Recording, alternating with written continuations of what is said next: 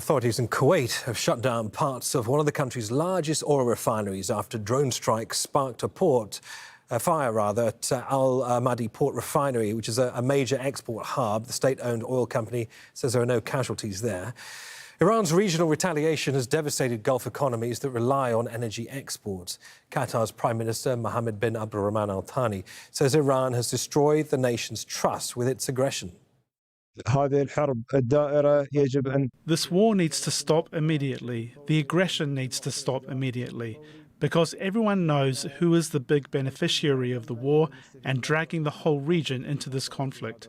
Unfortunately, what is happening now is serving those agendas.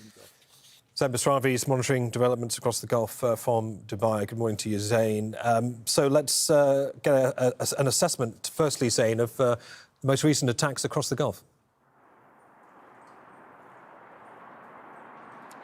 Gulf leaders are trying to maintain some kind of poise as these attacks escalate, but it is difficult to see how it can go on much longer without some kind of breaking point. We're just hearing in the last few minutes in Kuwait, the firefighters are currently dealing with a fire in one of the units of the Ahmadi refinery after it was targeted. Now, this attack came earlier today, once again targeting another piece of crucial infrastructure in the region. Kuwait Petroleum Corporation saying that the Ahmadi port refinery affiliated with the National Petroleum Company was subjected to several hostile attacks this morning using drones, resulting in a fire breaking out in some of its units.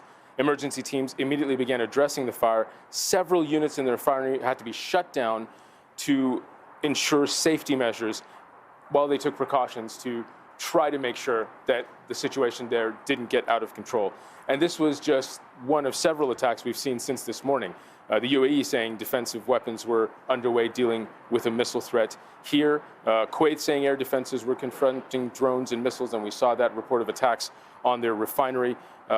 Similar situation in Bahrain, debris fall causing a fire in a warehouse. And in Saudi Arabia, at least 20 drones were intercepted just since this morning, since Friday morning began. Announcements by the UAE that Eid prayers today will only be held indoors. Traditionally, they're also held in wide open spaces to accommodate large crowds. That won't be happening in the UAE today. And in Kuwait, the Grand Mosque, it's been announced by the government, will not receive worshippers for Eid prayers because of the current security situation. And Zein, we are now starting to get a much fuller, somewhat grim picture of the impact of Iran's attack on the world's largest gas installation here in Qatar, Zein. That is correct. The Qatar Energy CEO and the Qatar government came out, really gave us an assessment of the damage that's been done to the Ras Laffan liquid natural gas refinery and export terminal. And it is a dire assessment. It could take 3 to 5 years for things to get back to some kind of normal. It could cost billions of dollars to make those repairs. And what we are hearing is that Qatar Energy may have to do a force majeure and be unable to honor contracts with nation states, with significant clients, and that could go on for years. Market reports today saying that the global gas market outlook after this attack is very, very negative.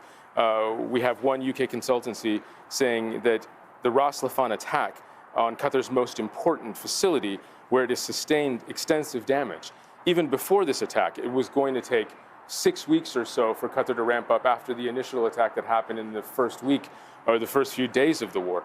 Now they're saying that because of the extent of the damage and required repairs, it could take months. Qatar Energy CEO has said it could be years. Zein Basravi in Dubai. Many thanks.